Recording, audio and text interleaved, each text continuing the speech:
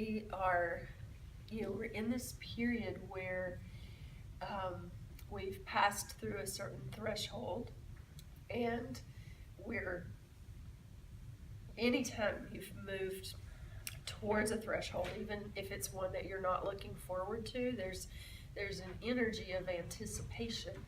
And you don't realize how much vibrationally and energetically your body's in this sort of anticipatory state.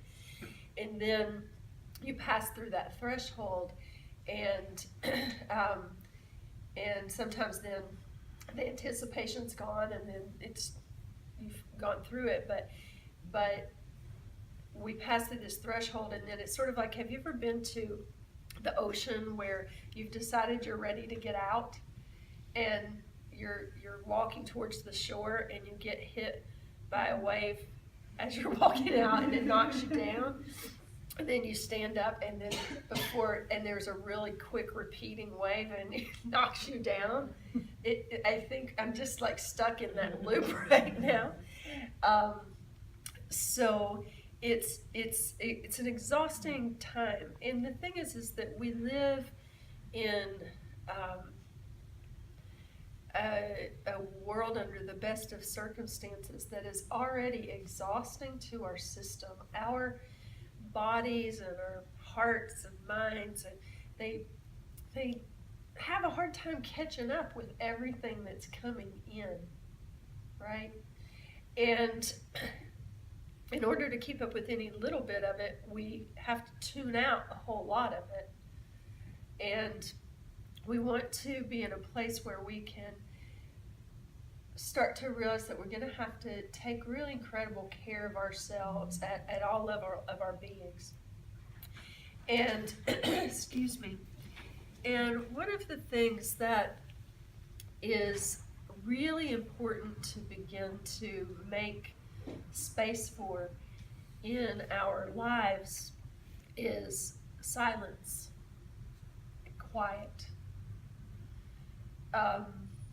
There's always sound. And I was listening to an expert of sound on a podcast the other day, and he said that silence isn't the absence of sound, it's the absence of noise. And we think about all the noise that's coming in at us all the time. Sometimes visual noise, lots of noise of radios and news and information, and just a noise, an energetic noise, right? There's a whole lot of energy, and it impacts our energy body.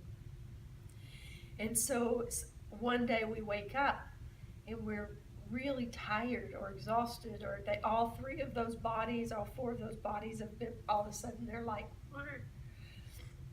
and we want to be in a place where we are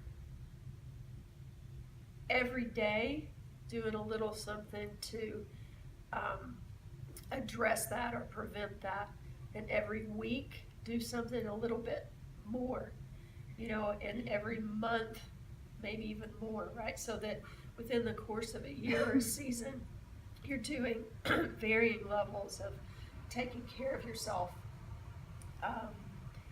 regularly.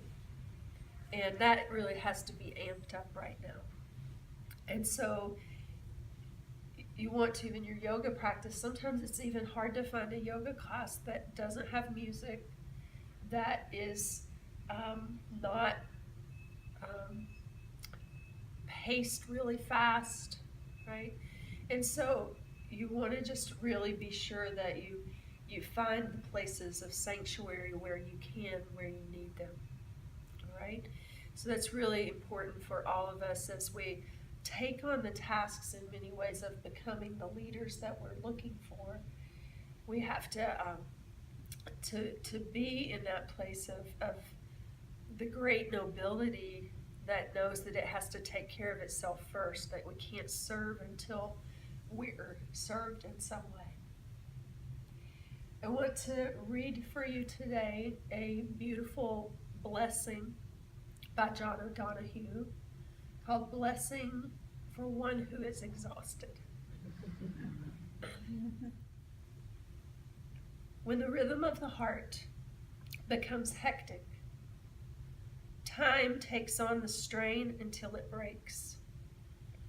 Then all the unattended stress falls in on the mind like an endless, increasing weight. The light in the mind becomes dim. Things you could take in your stride before now become laborsome events of will. Weariness invades your spirit. Gravity begins falling inside you, dragging down every bone. The tide you never valued has gone out, and you are marooned on unsure ground.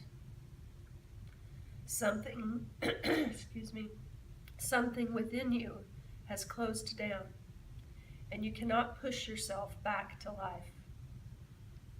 You have been forced to enter empty time. The desire that drove you has relinquished, and there is nothing else to do now but rest and patiently learn to receive the self that you have forsaken for the race of days. At first, your thinking will darken, and sadness takes over like listless weather. The flow of unwept tears will frighten you. You have traveled too fast over false ground. Now your soul has come to take you back. Take refuge in your senses. Open up to all the small miracles that you rushed through. Become inclined to watch the way of rain when it falls slow and free. Imitate the habit of twilight, taking time to open the well of color that fostered the brightness of day. Draw alongside the silence of stone until its calmness can claim you. Be excessively gentle with yourself. Stay clear of those vexed in spirit.